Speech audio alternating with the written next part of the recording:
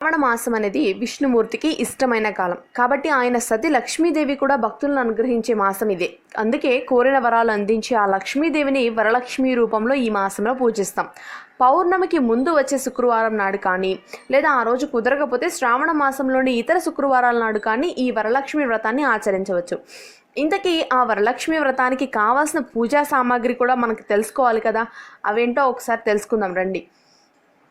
ముందుగా పూజకి కావాల్సిన ముఖ్యమైనది వరలక్ష్మి అమ్మవారి పటం. ఈ పటాన్ని ఎంపిక చేసుకునే విషయంలో కూడా మీరు కొన్ని జాగ్రత్తలు పాటించాలి. పటంలోని అమ్మవారు నిలబడి కాకుండా కూర్చున్న భంగిమలో ఉండాలంటారు. ఆకుపచ్చని చీరతో వెనకాల కలశంతో అటు ఇటు ఏనుగులతో ఉన్న అమ్మవారి పటాన్ని పూజించటం మరింత శుభప్రదం. ఇక రాగి లేదా వెండి కలశ పూజ కోసం మనం ఈ రెండిట్లో ఏదో ఒకటి తీసుకోవచ్చు. ఇక 2 కొబ్బరికాయలు, ఒకటి కలశం మీద ఉంచేందుకు, మరొకటి అమ్మవారికి నివేదన చేసేందుకు. 2 జాకెట్ ముక్కలు, ఒకటి కలశం పైన ఉంచేందుకు, మరొకటి అమ్మవారికి చీరతో పాటుగా వాయనంగా ఇచ్చేందుకు. ముత్తైదువులకు కూడా జాకెట్ ముక్కల్ని వాయనంగా ఇవ్వాలనుకునేవారు తమ శక్తి కొలది జాకెట్ ముక్కల్ని ముందుగానే కొనిపెట్టుకోవాలి.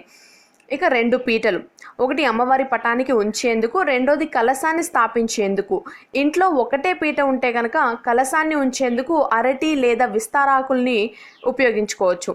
ఇక 1/2 కిలో బియ్యం, ఈ బియ్యాన్ని పీట లేదా ఆకుల మీద పోసి దాని మీద మనం కలశాన్ని ఉంచుతాం. ఇక 1/2 కిలో శనగలు, అమ్మవారికి ముత్తైదువులకి పంచేందుకు. వీటిని ముందు రోజే రాత్రి నానబెట్టుకొని ఉంచుకోండి. ఇక యాలకులు, మిరియాలు, అమ్మవారికి పాయసం అంటే ఇష్టమని చెప్తారు కాబట్టి యాలకులు మిరియాలు వేసిన పాయసం చేసి అమ్మవారికి నివేదించడం మంచిది. ఇక పెసరపప్పు, అమ్మవారికి వడపప్పు నివేదించాలని అనుకుంటే, ఇది చలిమిడిని నివేదించాలనుకుంటే బెల్లాన్ని ఇలా సిద్ధం చేసుకుని ఉంచుకోవాలి. వీటితో పాటుగా ఎవరి ఆనవాయితీ ప్రకారం వారు కుడుములు, పూర్ణం, బూరెలు వంటి ప్రసాదాలను కూడా నివేదిస్తారు. ఇక విడిపూలు, అమ్మవారిని 5 రకాల పూలతో అర్చిస్తే మంచిదని చెప్తారు.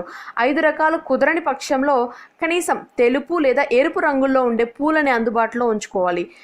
ఇక 2 పూలమాలలు, అమ్మవారి కలశానికి, చిత్రపటానికి వేసేందుకు. ఇవి తెలుపు లేదా ఎరుపు రంగు పూలతో అల్లి ఉంటే మరీ మంచిది.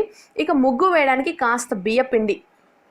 ఇక అమ్మవారి కలశానికి, పీటనుకు అద్దేందుకు, అమ్మవారికి తాంబూలంలో ఇచ్చేందుకు పసుపు కుంకుమలు అవసరమైన మేర ఉంచుకోవాలి. ఇక 2 డజన్ల గాజులు, అమ్మవారికి ముత్తైదులకి వాయనం ఇవ్వడానికి.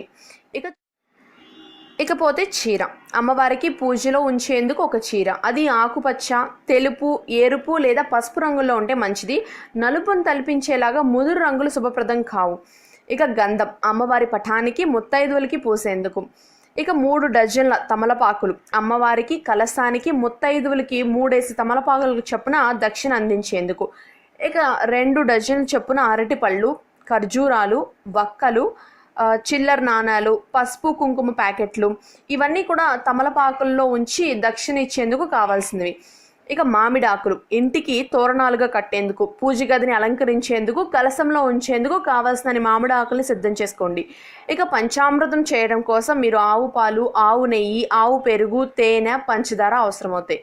ఇక అమ్మవారికి నివేదించేందుకు మన శక్తి కొలది పిండి వంటలు తయారు చేసుకోవచ్చు. ఇక తోర పూజ సమయంలో అయితే అమ్మవారికి లేదా మనకి కనీసం 3 ముత్తైదువులకి కట్టేందుకు ఒక 5 దార పోగుల్ని ఉంచుకోండి. ఇవి కాకుండా ఇంట్లోనే ఉండే ఈ సామాగ్రిని కూడా పూజకి ముందే అందుబాటులో ఉంచుకోవాల్సి ఉంటుంది. అవి ముఖ్యంగా అమ్మవారికి ఇరువైపులా వెలిగించడానికి 2 దీపారాధన కుందెలు, దీపారాధన చేయడానికి వత్తులు, అమ్మవారికి తామర వత్తులతో చేసిన దీపారాధన అంటే చాలా ఇష్టమని చెప్తారు కాబట్టి పత్తి ఒత్తులతో పాటుగా తామర వత్తుల్ని కూడా కలిపి వెలిగిస్తే మంచిది. ఆచమనం చేయడానికి పంచపాత్ర, ఉద్ధరణి, చిన్న పళ్ళెం, హారతి ఇవ్వడానికి హారతి పళ్ళెం, ముద్ద కర్పూరం. ఇక నివేదన చేసే సమయాన్ని ముగించేందుకు గంట. ఇక వీటితో పాటుగా మనకి అక్షింతలు, అగరొత్తులు, దీపారాధన నూనె, అగ్గిపెట్ట ఎలాగూ తప్పనిసరిగా మన వద్దనే ఉంటాయి కాబట్టి వీటన్నిటిని సిద్ధం చేసుకుని వరలక్ష్మి వ్రతాన్ని సంపూర్ణం చేసుకోండి. ఈ వీడియో కనుక మీకు నచ్చినట్లయితే లైక్ చేయండి, కామెంట్ చేయండి, షేర్ చేయండి. మరిన్ని వీడియోస్ కోసం మా ఛానల్కి సబ్స్క్రైబ్ చేసుకోవటం మర్చిపోకండి. Thanks for watching.